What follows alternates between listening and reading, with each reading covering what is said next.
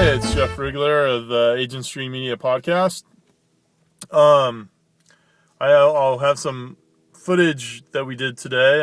Mark and I worked with the Grantsmanship Center, and we put together some video pieces. Again, video is a great way, through YouTube and your blog to market your services and what you got and what you do, what your website's about, and what you do. So, it's a little like corporate video teaser thing for what the Grantsmanship Center does, which is their trainings.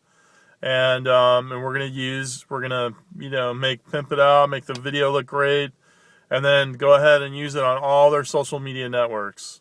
So YouTube, their blog, Facebook, Twitter, everything. Dig it, and all that. So the Grantsmanship Center, they're great. They just needed some help, and Mark's fantastic with the graphics and the titling sequence that's going to be on this. And so with the two of us, we have our video. We'll edit that together. See it on the Grantsmanship Center. I'll put a link to the when that's up.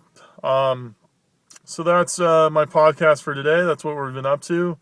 So I would say the social media tip for today is get your video up and do it.